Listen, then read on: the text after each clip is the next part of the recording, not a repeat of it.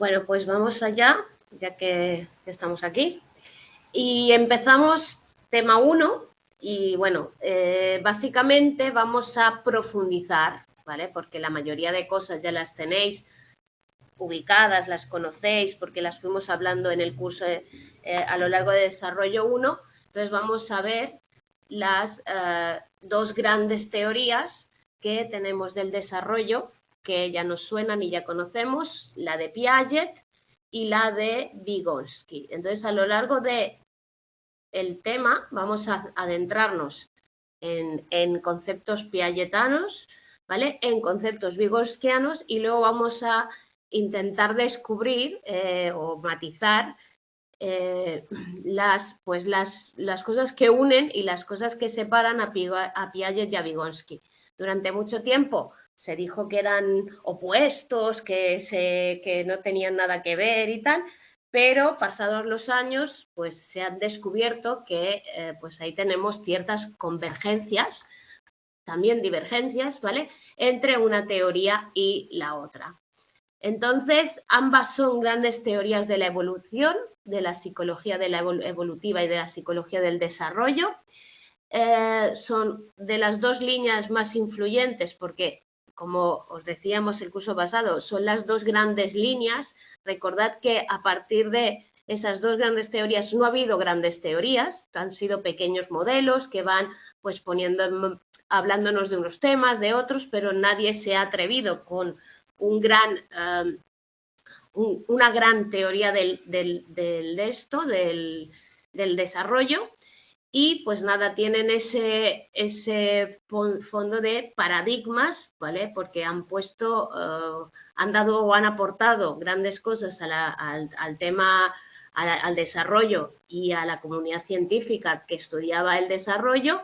Y pues un poco la gran diferencia, es así que vamos a encontrar entre una y otra, es que Piaget tiene una partida más biologicista. Él habla de que el sujeto es el gran protagonista del desarrollo, mientras que Vygotsky habla de la influencia histórico-cultural, social, que el sujeto recibe para el desarrollo, ¿vale? Entonces ahí sí que está esa gran diferencia. Sin embargo, no se consideran incompatibles ambas propuestas, puesto que ya veremos, aunque Piaget no habla de lo social, también lo incluye, y quizás pues es una parte, esa parte de cómo influye toda la parte social en ese desarrollo, que podría completar un poco la teoría que nos proponía Piaget en su momento, ¿vale? Los dos tienen esa visión constructivista e interaccionista, es decir, que los sujetos vamos construyendo activamente nuestro aprendizaje, e interaccionista porque en ambos casos, recordad, se interactúa con el medio. Piaget habla siempre del objeto, lo que pasa, la experiencia para cambiar, recordad, en ese proceso de asimilación y acomodación, cómo los datos externos no cuadran en mis esquemas y yo tengo que actualizarlos. Habla de esa interacción con el medio para mejorar el aprendizaje y crear o generar esa construcción del aprendizaje.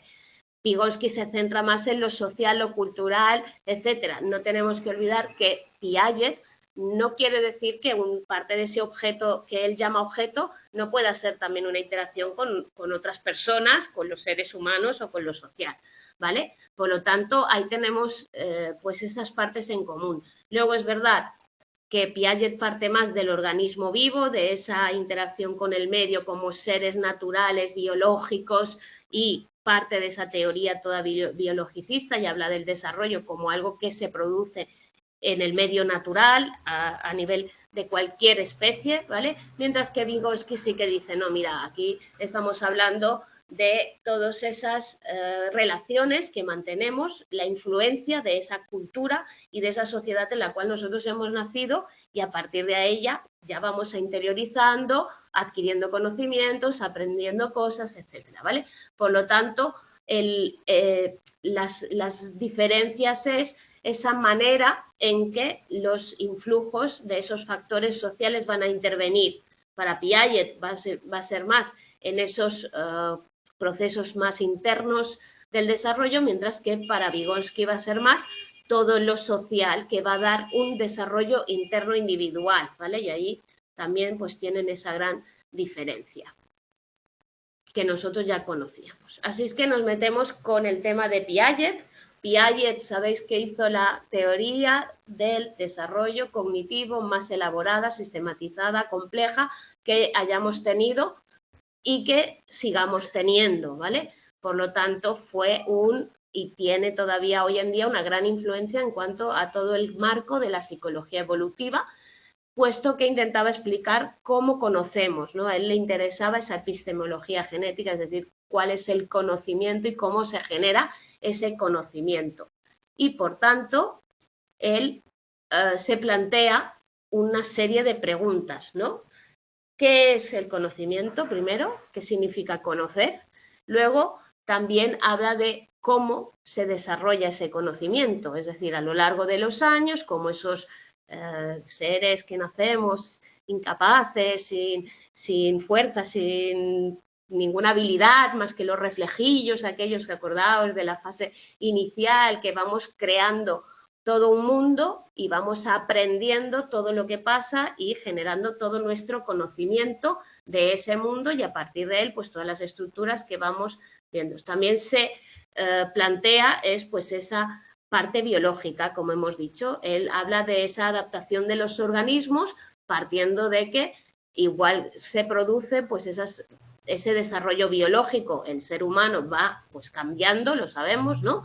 Y cómo todo eso va a ir generando que se desarrolle también lo cognitivo, que en ese desarrollo cognitivo haya procesos en los cuales el ser humano sea capaz de, recordad, asimilar y acomodarse al mundo. Asimilar quiere decir crear unos esquemas iniciales sobre algo que conoce, acomodar es cuando yo tengo que transformar esos esquemas iniciales para entender las diferencias o las cosas que no cuadran en un esquema inicial. A partir de ahí se desarrolla todo el conocimiento y lo vamos a volver a ver para que lo recordéis, pero yo sé que todo eso ya lo tenéis que saber, ¿vale? Entonces, partid de vuestro propio conocimiento, recordad los conocimientos previos, son muy importantes a la hora de pues mejorar nuestra comprensión de lo que estamos estudiando. Piaget habla de continuidad funcional, es decir, él habla de que hay una relación entre lo que es la vida, el funcionamiento, la organización vital y el funcionamiento. Entonces, tampoco debe haber una ruptura en el proceso del pensamiento, tiene que haber una continuidad.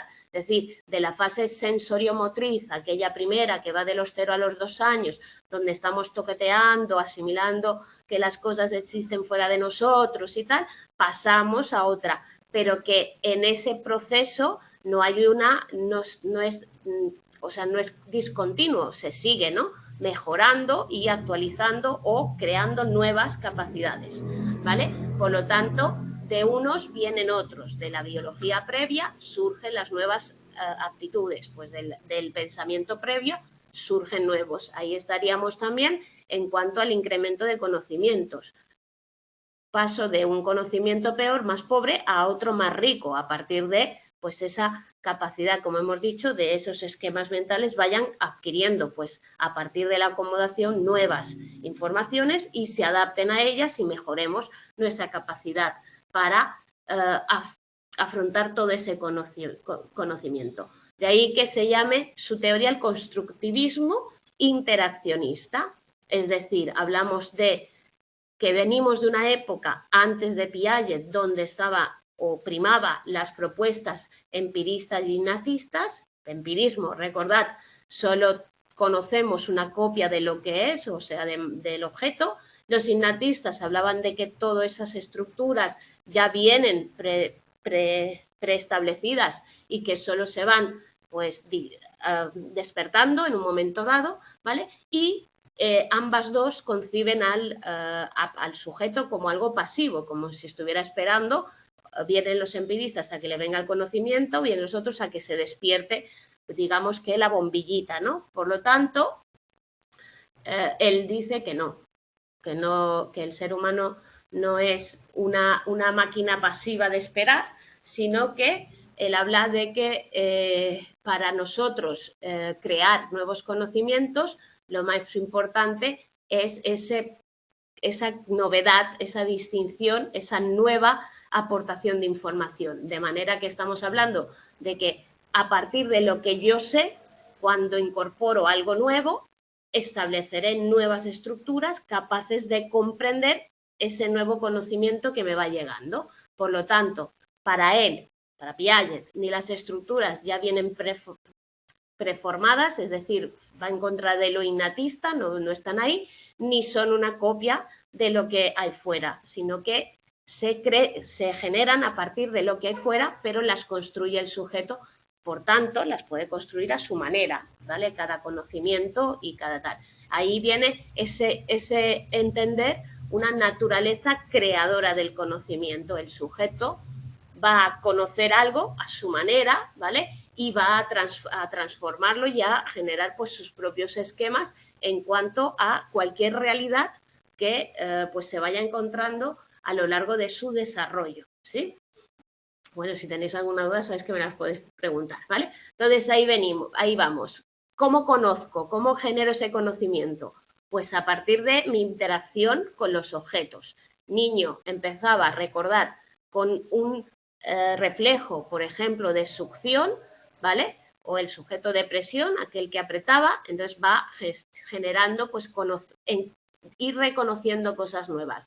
Del chupete, de la teta paso al chupete o al biberón, del chupete y biberón cojo una pelota y lo primero que hago es intentar metérmela en la boca y darme cuenta de que no es igual, y entonces voy tocando, voy a tal y voy creando esquemas de diferentes objetos, formas, ¿vale? Que y que van perfilando más conocimiento dentro del ser humano, ¿vale? Por lo tanto, yo voy a construir nuevos esquemas o estructuras a partir de conocimientos previos que van como generando pues nuevos conocimientos. No sé si os acordáis del ejemplo que poníamos de que un niño que conoce a un perro y luego ve un caballo y entonces del perro pasa al perro grande, pero el perro grande no es igual que el perro pequeño que yo conocía, porque corre más, es más alto, tiene una cola diferente, tiene un acril, relincha, no sé qué. Por lo tanto, tengo que crear otra estructura que me dé a explicar otro concepto. Y así vamos generalizando, ¿vale? Por lo tanto, vamos a ir interpretando y conociendo esa realidad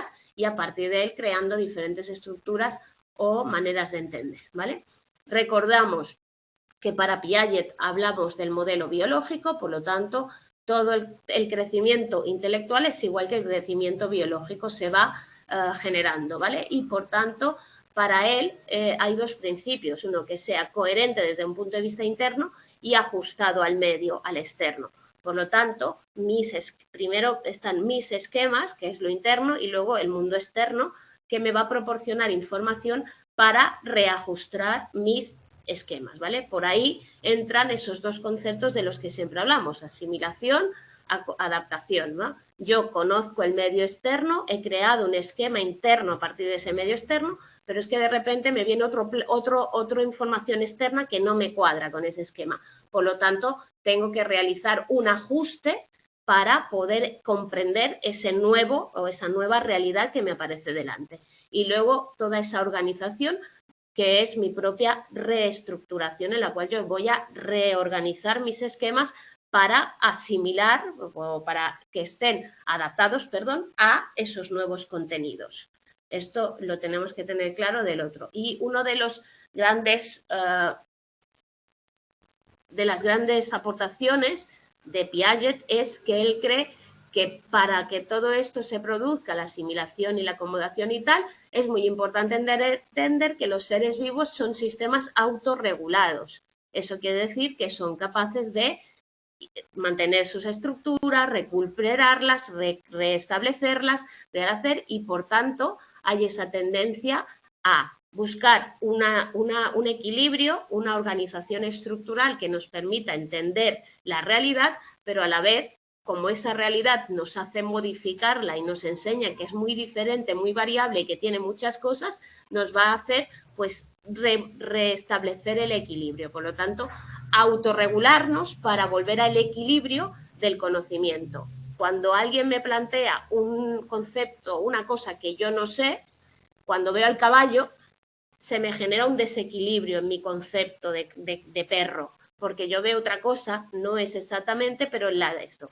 Ese desequilibrio yo le tengo que buscar alguna forma para volver a mi equilibrio. Y mi equilibrio será darle un sentido, entender que no es lo mismo y rehacer mi concepto, que a lo mejor va a ser ahora animal, de 4 patas, y entonces ese animal de 4 patas tendrá un caballo, habrá un perro y habrá un gato, ¿vale? Todo ese proceso, yo no soy un ente que está esperando, yo voy maquinando y voy haciendo que se reconstruya todo eso, ¿vale? Perdóname, pero es que no me he quitado el sonido del móvil, lo voy a quitar, ¿vale? Para que no moleste, ¿vale? Y voy a tender a ese equilibrio, volver a organizar toda esa realidad y en función de las propias exigencias que me surjan, ¿vale? Otra vez el proceso, asimilación. Se produce en la medida en que los organismos deben integrar o incorporar elementos externos dentro y a través de la estructura ya disponible. Yo tengo mi esquema, coloco las cosas que voy conociendo y tal. ¿Qué pasa cuando esos esquemas no me permiten explicar lo que me llega? Tengo que modificar ese esquema previo y generar un nuevo esquema que me va a hacer pues avanzar en teoría en ese conocimiento y mejorar, ¿vale? Por lo tanto, toda la adaptación requiere asimilación y acomodación, es decir, para yo seguir adelante, primero tengo que asimilar, luego adaptar, acomodar, ¿vale? A esa nueva información. Son complementarias e inseparables, es decir, van juntas, tienen que buscar ese equilibrio. No hay asimilaciones ni acomodaciones puras, es decir, vamos a entender, nosotros siempre vamos en proceso, entonces mientras yo estoy colocando al caballo, pues a lo mejor el gato aparece por ahí y luego tal, y yo no estoy diciendo, bueno, a ver, ahora lo que tengo que hacer es ver si la realidad encaja en mi esquema y luego buscar la forma de crear otro esquema y tal, no, se van dando, ¿vale? Y por tanto van a determinarse. ¿Por qué van a determinarse? Porque si algo no es asimilado, no puedo acomodarlo. Hasta que yo no me doy cuenta, y ahí viene el concepto, recordar que hablábamos el curso pasado del conflicto y del desequilibrio, hasta que yo no me doy cuenta que eso no cuadra con lo que yo sé, yo no voy a generar ni voy a entrar en el proceso de acomodación. Entonces, si no se asimila, acomodar. Por lo tanto, sería como eso que tenéis ahí, con un ciclo, ¿no? Siempre buscar ese equilibrio. ¿Cómo busco ese equilibrio? Pues cada vez que aparece un algo nuevo que es mi inestabilidad, que es ese proceso, tengo que encajar otra nueva paso, tengo que seguir y seguir, ¿vale? Y eso, pues, si cogiéramos la teoría del ciclo vital, funcionaría toda la vida. Incluso de mayores nos puede pasar que creíamos, o cuando la ciencia descubre algo nuevo y nosotros dábamos por hecho un conocimiento, pues tenemos que asimilar pues una nueva forma de actuar, de proceder, de tal. Se me viene a la cabeza pues cuando nos quitaron las bolsas de plástico en el supermercado. Fue una nueva realidad, ¿no? Tuvimos que aprender a llevar una bolsa dentro de esto o a comprar bolsas o tal, ¿no? Y eso fue un proceso adaptativo con nuestra noción de ir a comprar, me dan bolsas, las tal, y ahora pues tengo que modelar, para que lo entendáis de una manera, pues con un ejemplo, ¿vale? Y ahí tenéis todo eso. Yo reorganizo mi interno, a partir de esa acomodación vuelvo a crear un nuevo esquema que me permita comprender, conocer el conocimiento, esas nuevas realidades, de manera que vamos a participar de algo general, ¿no? Porque nada es completamente nuevo. Recuerda que Piaget siempre habla de esos conocimientos previos y que es cuando yo asimilo algo y me doy cuenta de que no cuadra, es porque estoy intentando asimilarlo a mi conocimiento previo. No lo meto y digo, venga, esquema de cómo son los átomos, tal. No, yo voy a mi conocimiento, a la materia, pues a la mesa, tal, me explican, de hecho, esto que parece duro, no sé qué, ¿vale? Entonces ahí tendríamos buscar siempre esa organización interna, de manera que toda acción se tiene que ajustar a un esquema, ¿vale? Que yo ya tenía, y luego voy a crear pues esos esquemas más generales que a lo mejor se aplican a más cosas para luego, recordad, a componer el mundo y entender toda la realidad compleja que me toca vivir o de toda la información que vamos recibiendo a lo largo de la historia o de nuestro proceso de aprendizaje, ¿vale? Luego, claro, hay diferentes niveles, porque estamos hablando, recordad que Piaget siempre de una cosa que se llamaban, ay, ahora no me sale, los periodos, chicos, los estadios del desarrollo, ¿vale? Entonces Piaget, muy bien, que es que escribir es más lento que, pero muy bien, los estadios del desarrollo, ¿vale? Esos estadios, recordad que tenían, mira, si lo tengo ahí escrito, como no miro las los estadios, ¿vale? Recordad que en esos estadios él hablaba de diferentes capacidades que se van consiguiendo, adquiriendo a partir de esos estadios, ¿vale? Entonces, ¿de qué habla? Dice, ¿vale? Hay dos niveles. Uno, un estadio, ¿vale? Y luego pasar al siguiente estadio. Entonces, tiene que haber algún tipo de desarrollo horizontal en el cual yo estoy generando mejores conocimientos a lo largo de ese estadio y luego un desarrollo vertical en el cual yo ya entro dentro del siguiente estadio, la siguiente capacidad, ¿vale? Por lo tanto, ahí estamos ampliando lo que es esquema, en principio, simplemente de acción, en el cual yo, periodo sensorio-motor, solo trabajo tocando y viviendo las cosas, a otro más superior, que sería las operaciones, ¿no? Ya ser capaz de operar con esa información del medio, pero imaginariamente y sin tenerla delante, ¿vale? Por eso él habla de esa doble desarrollo, ¿no? De esa parte, de esa organización horizontal y de esa organización vertical, ¿vale? Entonces, los periodos, los estadios los vemos un poco por encima. Sensorio-motor, vosotros ya lo sabéis, primero desde los reflejos vamos adquiriendo los primeros conocimientos a partir de un contacto continuo con el objeto y con el medio. No somos capaces de hacer no podemos manejar información simbólica. Luego entramos en el segundo periodo o periodo de operaciones concretas, ¿vale? En el cual empieza esa función simbólica. Recordad que empezamos a ser capaces de imaginar la imitación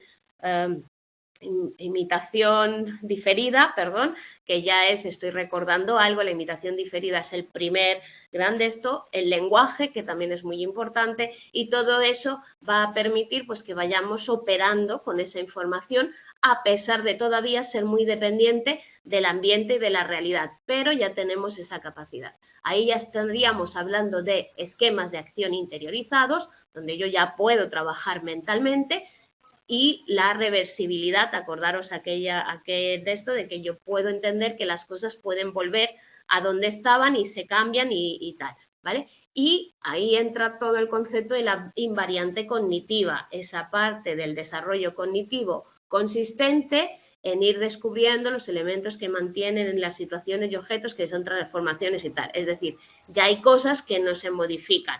Ahí está también la permanencia de objeto, ¿vale? Recordad que los niños pequeñitos creen que cuando una cosa desaparece de su visión ya no está, mientras que los demás, así como van creciendo, se dan cuenta de que sí, sigue existiendo a pesar de que ellos no lo vean, y todas esas capacidades de transformar, recordad los líquidos, la bola de plastilina y todo eso que vosotros podéis recordar a partir de desarrollo 2, ¿vale?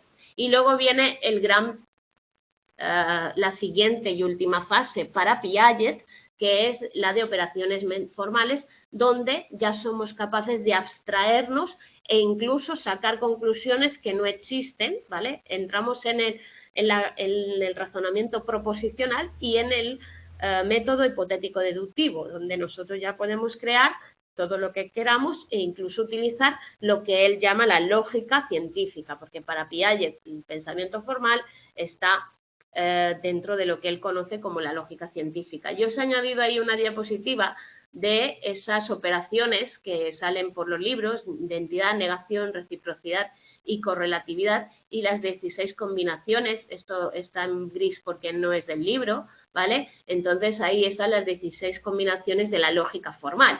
Afirmación completa, sí, esto, negación, negar la afirmación, no, lo mismo, conjunción y, ¿vale? Acordaros de bueno, ya veremos la tarea de Watson y todo eso, ¿vale? La no implicación, la implicación, la afirmación de uno, la afirmación de otro, la negación de uno, y todo eso da lugar a pues diferentes propuestas. Y ahí tenéis un ejemplillo que yo encuentro interesante. Ni caballos ni yeguas, caballos blancos solamente, yeguas blancas solamente, caballos negros solamente, yeguas negras solamente.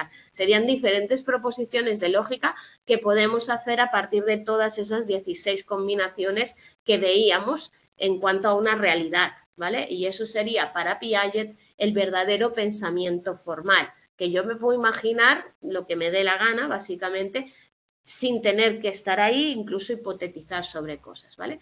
Entonces, en esas secuencias de estadios que estábamos hablando, cada estructura tiene que explicar las conductas que se observan durante ese estadio, es decir, cuando hablamos de estadio sensoriomotriz podemos explicar lo que está pasando en ese estadio. Cuando empezamos con la simbólica y tal, ya nos vamos a operaciones concretas, porque ya estamos hablando del pensamiento simbólico y tal, y van metiendo, ¿vale?, la información.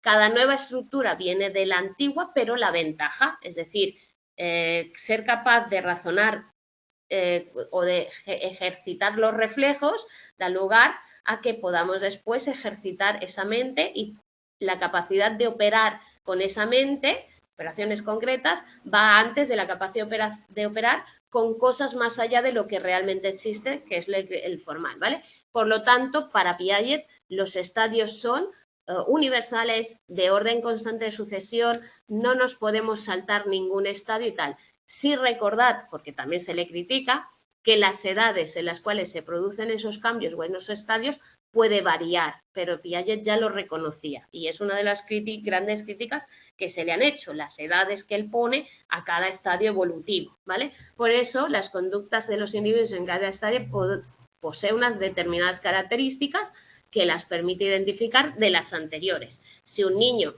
no tiene la capacidad simbólica, está en la etapa primera, ¿vale? Si la va poseyendo está en la segunda, pero es que si además es capaz de abstraer está en la formal, y eso nos permite pues ver al individuo en cada estadio y saber en qué estadio se encuentra, ¿vale? Por lo tanto, ahí tenéis, pero la duda es, bien, pasamos de un estadio a otro, ahí hay una continuidad o hay un cambio, porque recordad que Piaget hablaba de continuidad en el desarrollo, ¿vale?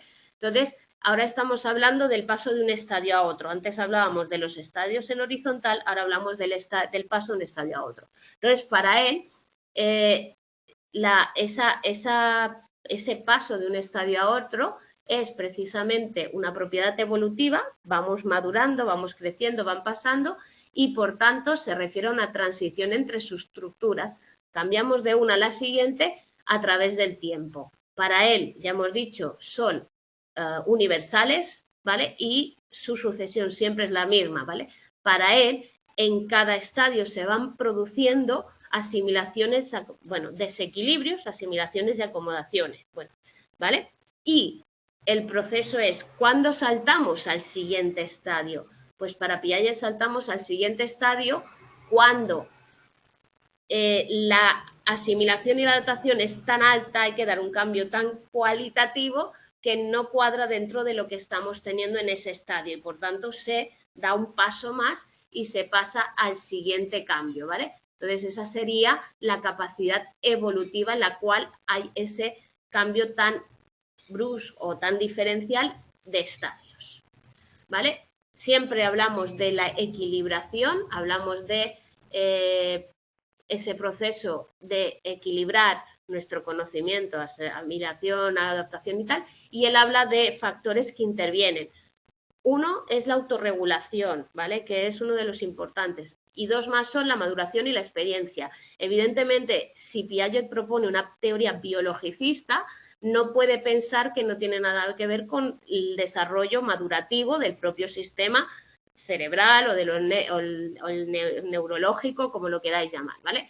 Pero también habla de esa interacción con la experiencia, porque él está explicándonos que nosotros así creamos una estructura mental, pero luego lo acomodamos a aquello que nos da desde fuera, aquello que nos viene, ¿no? Cuando yo soy pequeño no tengo según qué tipo de experiencias, así como empiezo a relacionarme con más personas cuando me voy al cole, cuando empezamos a tener que solucionar problemas matemáticos de cálculo, tenemos que empezar a leer y a escribir y tal, pues todo eso es experiencia que nosotros vamos adquiriendo y que va a influir en nuestra construcción del conocimiento, ¿vale? Por lo tanto, ahí tendríamos cómo van a ir afianzándose, cambiando, ¿vale? Esas capacidades a partir de eso, ¿vale? Por lo tanto, esos son importantes. Y el cuarto, pues siempre son 4, ¿vale? Autorregulación, maduración, experiencia y equilibración. La equilibración consiste en que hay que buscar ese nivel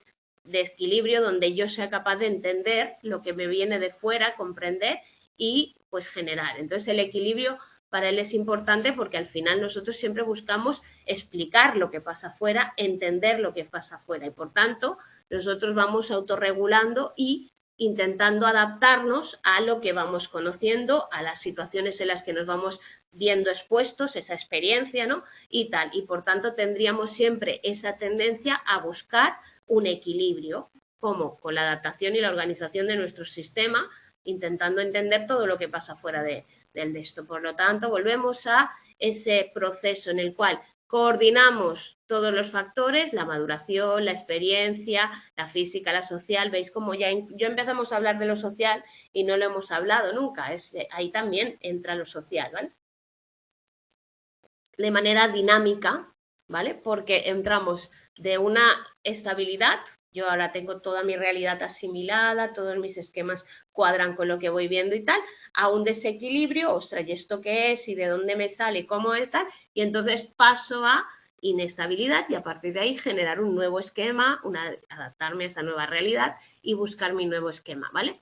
Por lo tanto, estamos ahí siempre cambiando, progresando, buscando en unas fases o creando las fases preparatorias, es decir, parece que eso es como siempre, ¿no? Que no podemos creernos que lo sabemos todo, por tanto, siempre va a haber algún momento en el cual nos perdamos y un momento en el cual, pues, entremos en un nuevo conocimiento, generemos un nuevo esquema y podamos ser capaces de encontrar ese equilibrio, ¿vale? Por lo tanto, una de las características funcionales básicas del ser humano es esa capacidad de autorregulación, donde entra nuestra herencia, ¿vale? Pero también nuestra propia construcción del organismo, nuestra propia construcción, en este caso del conocimiento y de buscar la información o adaptar esos nuevos esquemas y pues crear nuestro propio conocimiento de una manera activa, sin esperar y tal, ¿vale? Por lo tanto, en ese proceso hay algo dentro del mismo estadio, ¿vale? Y ese desequilibrio que se produce cuando es mucho mayor, donde está el desequilibrio de mayor envergadura, que nos va a hacer pues darnos un paso en esa acomodación, va a ser de tal nivel que va a suponer un cambio estructural y que va a suponer un salto al siguiente nivel, ¿vale? Yo ya entiendo los objetos, ya los he tocado ya tal, y llega un punto en que tengo que empezar a usar mi mente de tantas cosas que he visto que ya no están, que estaban, que tal, que cual, voy a crear pues ese paso simbólico y ese paso simbólico será pasar a otro nivel, ¿vale? Y un poco por eso Piaget explica así ese salto entre uno y otro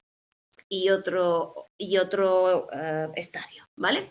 Y a partir de ahí hablar de también esa abstracción reflexiva, como yo a través de ese contacto con el medio físico y mi acción sobre él, recordad que nosotros empezábamos jugueteando con las cosas, toqueteando y tal, pues va a dar lugar a esa capacidad de adquirir nuevos conocimientos, esa experiencia. Entonces, él habla de 3 grandes ejercicios o 3 grandes categorías. Uno es el ejercicio con el objeto. Recordad que un niño cogía algo y lo manejaba, lo tocaba, luego lo tiraba, lo volvía a atar, veía si rebotaba, si no rebotaba, si tal, ¿vale? Entonces, yo estoy haciendo el ejercicio con el mismo. Los reflejos. Hablábamos de que al principio pues yo chupo el dedo, pero luego chupo no sé qué, pero luego el pelo, luego la manta y luego me doy cuenta de qué tal, ¿vale? Por lo tanto, luego esa experiencia física donde nosotros vamos a empezar a notar cualidades, diferentes cosas, ya pues clasificar. Recordad que en la época de operaciones concretas era cuando empezábamos a ser capaces de clasificar los datos. Y luego ya vendría esa más superior, que sería toda la experiencia lógico-matemática, donde nosotros ya podemos pues abstraer, toda la información, hacer nuevas hipótesis, ¿vale? Entonces ahí tendríamos todo ese conocimiento lógico-matemático que surge de las propias acciones. Por lo tanto, la abstracción reflexiva es ese aspecto verdaderamente constructivo en la interacción del sujeto con diferentes categorías o ejercicios donde nosotros vamos a ir proporcionando las bases para generar pues ese cambio de esquemas, esos nuevos conocimientos y todo ese proceso que nosotros llamamos cognitivo y que va a ir avanzando, ¿vale? ¿Cómo se valora la teoría piagetana? Bueno, la teoría piagetana se le reconocen méritos, evidentemente, ¿vale? Se le reconoce, por ejemplo, que dio un vuelco histórico en cuanto a todo el tema de la cognición. Si calculáis las fechas en que aparece Piaget y pone todo en marcha, es la época en que nace la psicología cognitiva. Piaget es uno de los grandes precursores de la psicología cognitiva. Ruptura con el conductismo, de dónde venimos, y que surge pues toda esa primera gran propuesta sobre la inteligencia. Pone orden a los datos, ¿vale? No había, no hay, y igual habrá en algún momento, pero no lo sé, ninguna teoría que explique el desarrollo, así, a lo bestia, ¿vale? Es verdad que él habla del desarrollo intelectual, pero bueno, no había ninguna. Intenta hacerlo con cierta validez ecológica. Recordad que él usa ese método, ¿no? Que también ha sido criticado, ¿no? Su entrevista clínica esta, pero intenta verlo en realidad, o sea, no divagar con una teoría, sino que si recordáis como veíamos en las lecturas en Desarrollo 2, cómo observaba a la niña, si la niña tocaba, si no tocaba, si ponía los ojos para acá, ¿vale? Él hace ese primer intento, por lo menos, ¿vale? Y también, pues ese trabajo de dar cuenta de todos esos niveles de desarrollo, ¿vale? Luego, aspectos débiles, el tema de los estadios, ¿vale? Se cuestiona esa realidad psicológica de la que habla Piaget, se hacen propuestas para un poco pues poner a prueba toda esa teoría. También tenemos esa dimensión vertical, esa tendencia que tenía él a decir que los niños podían más, esa subestimar el nivel de capacidad o competencia de los niños. También el tema de la dimensión horizontal, donde se habla de que hay pues desfases horizontales respecto a diferentes cosas. Recordad que el año pasado veíamos que se han intentado hacer o se hacen hoy en día los mismos experimentos que hizo Piaget, cambiando un poco los sistemas para ver si hay una influencia en cuanto a lo que él utilizó para probar esas capacidades o esas habilidades en cada etapa evolutiva, ¿vale? Por lo tanto, o en cada estadio. Por lo tanto, ahí se le critica, pues, valorar un poco. Recordad que también que veíamos que hoy en día hay ciertas propuestas que dicen que hay niños que antes de la edad que dijo Piaget adquieren los conocimientos y las habilidades que él nos proponía más tarde, como la permanencia del objeto, que hablaban de qué es la dificultad que el niño tiene para centrar la atención y ver cómo se mueve el objeto y se esconde y no sé qué, ¿vale? Todo eso ya lo habéis visto, entonces ahora encajarlo en estas críticas, ¿no? El tema del estructuralismo lógico es fundamentalmente descriptiva y esa descripción no acaba de recoger pues, todos los aspectos que se incluyen en el desarrollo, ¿vale?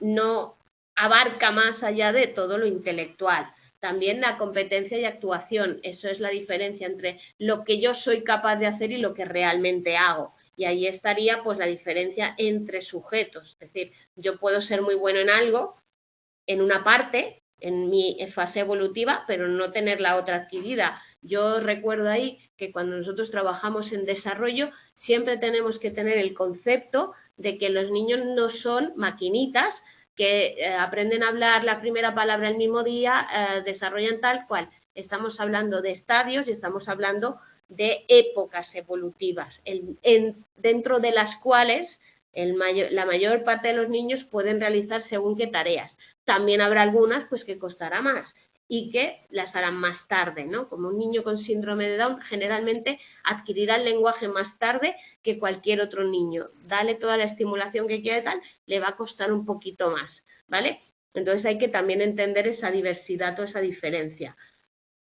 Y que no todos somos igual de buenos haciendo todas las cosas, ¿no? Entonces hay niños que son más manipulativos, niños que son más lógicos, más matemáticos, más de conceptos, por lo tanto, también hay que ver esa diferencia. Ahí estaría nuestro trabajo en desarrollo, en educación, en esa adaptación y en esa dar respuesta a las diferencias, el ritmo de aprendizaje del niño, la capacidad pues del lenguaje, que no todos tienen los mismos niveles, pues todo eso, ¿vale?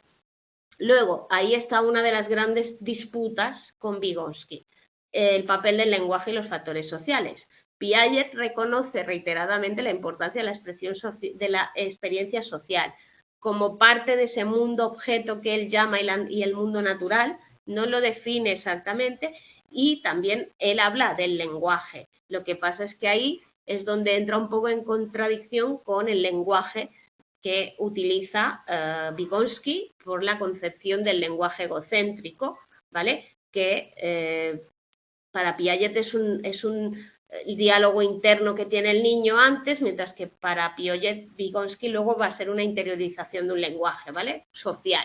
Entonces ahí sí que tenemos esas diferencias.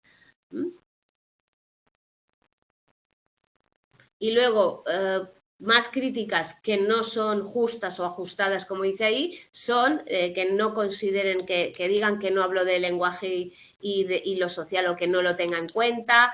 El lenguaje él lo considera como un instrumento dentro de toda esa interacción de todas las operaciones, tal, y por tanto es verdad que no habló, no estudió cómo se relacionan los niños, no hizo esa observación que él había hecho en otras cosas, ¿vale? Pero tampoco es que no lo haya hecho o que no lo afronte, sino que lo niegue, perdón, no es que lo niegue, sino que no lo abarca, ¿vale? Y ahí es donde entramos con Vygotsky. Vygotsky, que sepáis que tenemos pinceladas, que no acabó de desarrollar una teoría así a lo bestia, pero sí que él tiene dos grandes aspectos centrales. Por un lado, esa relación entre el pensamiento y el lenguaje a lo largo del desarrollo, que se le critica a Piaget, y por otro, bueno, con la disputa del lenguaje egocéntrico, y por otro toda esa posición que él tiene, que es histórico-dialéctica. Ahí estaríamos hablando hoy en día como el antecesor del aprendizaje colaborativo, el aprendizaje por proyectos, todas las técnicas de aprendizaje social que veremos en educación, todas esas propuestas en las cuales el aprendizaje se genera a partir de la interacción con los otros, no tanto con el medio como centraba más Piaget, sino con los otros. Por lo tanto, él también se plantea resolver unos problemas, el problema de la conciencia, la génesis sociales de esos procesos psicológicos superiores, y también busca pues poner en marcha una teoría objetiva y con datos con datos realmente, perdón, con un método que realmente tuviera esa base científica, ¿vale? Por lo tanto, habla de esa orientación esencialmente cognitiva y genética, ¿vale? No hay que pensar que Vygotsky no cree que haya una parte genética biológica, ¿vale? Sino que él habla de esa parte más instrumental, histórico y cultural, donde para él lo más importante es esa interacción social. Por lo tanto, según él, el niño se va apropiando de los conocimientos, actividades, metas y recursos que le proporciona la cultura, la sociedad en la cual vive y con la que está en interacción, ¿vale? Entonces ahí estaríamos hablando de un proceso que el individuo como tal internaliza, ¿vale? Esa es la palabra, internaliza todo lo que va experimentando a partir de esa realidad en la que él vive, ¿vale? Por lo tanto, él habla de ese conocimiento primero interpersonal y después intrapsicológico. Es decir, pasaríamos primero por una fase social en la cual hay una búsqueda de conocimiento a partir de lo que nos aporta la cultura, la sociedad tal, y luego eso se convierte en nuestro conocimiento individual, personal, interno, ¿vale? Entonces ahí habla de cómo hay una apropiación y personalización de los recursos y conceptos de la propia cultura. Como nosotros estamos influenciados por esa cultura y aprendemos a partir de la observación e imitación de otros, ¿vale? Que son más competentes. Recordad lo que es la zona de desarrollo próximo, donde alguien competente te estira para que tú hagas algo más, para que tú vayas mejorando, ¿vale? Y habla de esas actividades interactivas con esos medios preparados que nos van a enseñar, guiar y, por tanto, dar conocimiento. Y ahí hablamos de ese aprendizaje colaborativo. Si yo me junto con más personas que me pueden aportar visiones diferentes, conocimientos diferentes, el trabajo interprofesional, ¿no? Donde nos juntamos un médico, una enfermera, un fisio, un odontólogo, un psicólogo y generamos pues concepción de el estado de una persona. Pues si tiene bruxismo, el odontólogo nos dirá qué tal, que por las noches es tal, y el médico nos dirá que no sé qué, y el otro nos dirá, y entonces cada uno verá esa parte y aportará el conocimiento, ¿vale? Por lo tanto, el conocimiento social o cultural existe y se fomenta, hemos ido a eso, ¿vale? Por lo tanto, volvemos a decir, no niega el origen de esos factores naturales y biológicos. Al final, el ser humano tiene una maduración orgánica que debemos entender que es innegable, sí, nos maduramos, cambiamos físicamente, biológicamente, pero también habla de esa historia cultural según la cual esa interacción pues va a generar el conocimiento de ciertas cosas, productos, recursos que existen. Preguntarle a un abuelo vuestro lo del móvil, lo del ordenador, lo del tal, y no tenían según qué facetas porque nada, o la cultura en general, el acceso a la cultura, que sabían las personas mayores antes de la cultura, por lo que le decía a la gente que estaba a su alrededor o aquella que tenían a su alcance. ¿Qué pasa ahora? Que tenemos mucha información a nuestro alcance y, por tanto, la influencia. También podéis valorar y pensar de manera crítica siempre en esa influencia que tenemos hoy en día de otras culturas, porque las tecnologías nos han permitido acercarnos a ella. Y a lo mejor yo puedo estar haciendo en Palma de Mallorca, ciudad mediterránea y tal, pues una dieta oriental y yoga y no sé qué, o comer hamburguesas americanas. Y al final todo eso forma parte de las nuevas realidades también, ¿vale? Por lo tanto, proceso por el cual nosotros vamos a adquirir esos recursos cognitivos de manera artificialmente porque nos llegan a partir de esas culturas, de ese proceso sociocultural en el que estamos inmersos con una interacción continua y que confluyen en nosotros para poder ir generando esos mecanismos cognitivos de lo que también intenta explicar, ¿vale?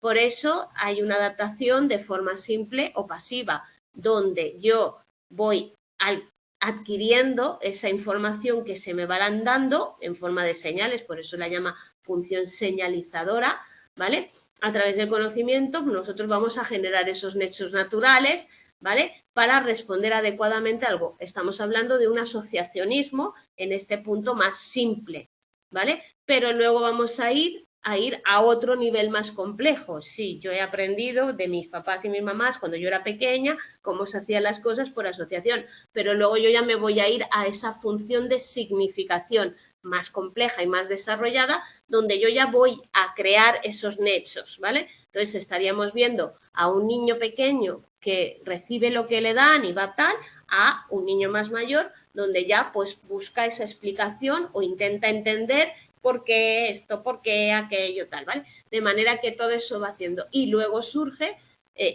y por eso surge, perdón, y en todo eso está esa necesidad de cooperación y comunicación con los demás, de manera que yo vaya incorporando esos significados. Si a mí dos personas me explican las cosas de manera diferente, pues tengo que ir generando todos esos conocimientos de manera que yo pueda incorporarlos. Y ahí está esa acción social donde yo voy a ir desarrollándome individualmente, pero a partir de una interacción con un conjunto de actores de mi vida, mis padres, mis profesores, mis hermanos, todo lo que vaya encontrándome, ¿no? Entonces ahí estaríamos un poco en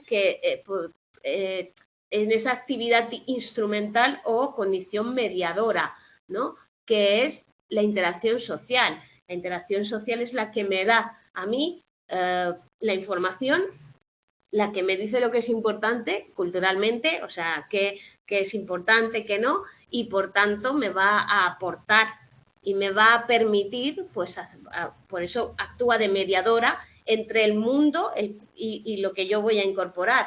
Esa intersubjetividad, ¿no? Relacionado con esos significados y representaciones compartidas interpersonalmente. Cuando alguien nos cuenta algo, nos explica algo, nos comunica una información, pues estamos usando esa intersubjetividad con los demás, ¿vale?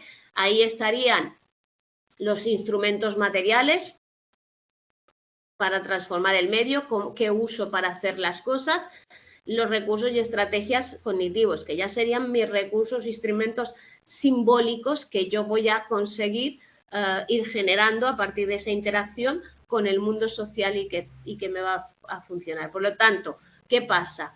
Nosotros primero tenemos una acción, ¿vale? En Piaget eran los reflejos, para Vygotsky es una acción que busca una relación social. Y ahí está el clásico ejemplo del señalar, agarrar a señalar, ¿vale? Es decir, nosotros primero le señalamos a los demás desde pequeños lo que queremos coger, porque no tenemos capacidad de cogerlo, y esos otros se generan, son los, digamos, mediadores de que nosotros podamos tocar algo. Luego nos lo van a dar, ¿no? Entonces lo agarraremos, será la manera, trasladaremos y evolucionaremos de una cosa a otra, ¿vale? Por lo tanto, primero hay una mediación externa para que yo pueda incorporar información, para luego ya ir a mi propia regulación, lo que hemos conocido como autorregulación, que ya es interno. Aquí está el concepto del desarrollo próximo, de ahí que hablemos de ese mediador. ¿Por qué? Porque yo puedo llegar a un nivel de desarrollo cada vez mayor si se me ofrece la oportunidad, y eso es lo que Vygotsky defiende, la distancia entre lo que yo realmente tengo ahora y lo que yo puedo llegar a hacer si se me pues da el apoyo, la formación, tal, y se me permite seguir haciéndolo. Si no se me deja hacer, pues probablemente no sea capaz de avanzar, pero si se me permite hacer, pueda avanzar, ¿vale? Por tanto, habla después del proceso de la internalización, de lo fuera hacia adentro, lo hemos dicho, de lo interpsicológico a lo intrapsicológico. Y ahí tenéis un pequeño texto que yo creo que es lo que lo explica. En el desarrollo cultural del niño toda función aparece dos veces, primero a nivel social y después a nivel individual. Es el primero entre personas y después, como yo lo veo, mi propia interpretación. Esto puede aplicarse igualmente a la atención voluntaria, a la memoria, a la lógica, a la formación de conceptos, a cualquier cosa. ¿Cómo empezamos? Formando los conceptos. Pues si nos fuéramos a la teoría de Vygotsky, nos diría que yo voy a un colegio donde alguien me explica un concepto, una norma, un algo, yo voy interiorizando, lo voy viendo, explico tal, y luego me lo quedo para mí, ¿no? Pero al principio ha habido alguien que me ha transmitido ese conocimiento y yo lo construyo a partir de esa información, ¿vale? Por lo tanto, ahí estaríamos como, para él todo tiene un punto de partida social que va a tener una llegada final que es la individual, y por tanto hay que entender que estamos hablando de dos momentos cualitativamente diferentes, ¿no? Primero inter, y luego intra. Y Vygotsky defiende que los procesos psicológicos se derivan de los sociológicos, es decir, yo construyo mi capacidad psicológica a partir de esa experiencia sociológica en la cual pues se me han dado, y por tanto ahí habla de esa ley de doble formación de las funciones psicológicas. Primero interpersonal, luego intrapersonal, entendiendo que yo, una vez he compartido pues unos signos, unos símbolos, unos conceptos, un tal, luego yo voy a ser capaz de interiorizarlos y convertirlos en instrumentos de mi propio pensamiento, ¿vale? De que yo los maneje y que yo los lleve al guante. Y ahí entramos en concepto de lenguaje, evidentemente. Primero, porque me permite comunicar con los demás, ¿vale? Y luego porque me permite incorporar pues a mi lenguaje interior. Y ahí está esa diferencia del habla egocéntrica entre Piaget y Vygotsky. Piaget habla de un monólogo egocéntrico, recordarlo, entre los 3 y los 6, 7 años, donde no tiene ninguna intención comunicativa, donde tal, mientras que Vygotsky atribuirá a ese monólogo infantil a una función capital, generar su propio lenguaje interior que parte de ese lenguaje externo que ha sido el lenguaje de comunicación con los demás, ¿vale? Entonces, la fase del desarrollo de la función reguladora de la habla egocéntrica para Vygotsky es, primero el niño vocaliza, es para buscar la comunicación con los demás, llamar la atención, relacionarse, que le comuniquen, que le hablan y relajar la tensión, ¿no? Esa búsqueda del bebé de que para que le hagan caso, ¿vale? Luego estaría ahí, hacia los 4 años, ese pensamiento se hace más verbal y el lenguaje se intelectualiza. Empieza a usar esas palabras, empieza a saber hablar y, por tanto, estaría ahí. Ahí vendría esa fase egocéntrica y el habla comunicativa, donde empezaríamos a hablar con los demás y todo esto. Y a partir de ahí, el niño empezaría a sus vocalizaciones, a hacer acciones sin vocalizar y luego a llevarse ese lenguaje a su interior de manera interna para controlar o gestionar sus propias formas de moverse, de hablar, de pensar, etcétera, ¿vale? Y entonces luego tenéis todo lo de neopiyagosquiano. Ahí hablamos de ese enfoque sociocultural que os he dicho, donde se ha puesto en marcha esa importancia de aprender a partir de la comunicación con los demás, de escuchar, de recibir información, de trabajar colaborativamente en cuanto a lo que es la escuela o con los compañeros o tal, y entender que el lenguaje es un sistema importante en el cual pues vamos a tener esa mediación y etc. Y las convergencias entre Piaget y Vygotsky que ya han ido saliendo, os las dejo para que las leáis, no es nada, son 4 cosas, pero ya están ahí, ya sabéis que misma visión de la construcción del conocimiento, diferente visión del lenguaje, complementarias en algunos temas, ¿vale? Y por tanto, no queda mucho más, ¿vale? Que han propuesto los 2 grandes teorías del desarrollo y ahí las diferencias, pues os quedáis con eso, que tenéis un poco para entender. Pero vamos, entendidas las 2 grandes propuestas, se pueden entender las grandes de estos. Que no sé, ya estamos en la última diapositiva. ¿Por qué no veo el número de las diapositivas? Vale, pues chicos, hasta aquí, ¿verdad? ¿Hay dudas, preguntas, algo que queráis decirme? Porque... Genial, gracias. Nos vemos próxima semana, ¿vale? Y seguimos... Gracias. Gracias, hasta la próxima.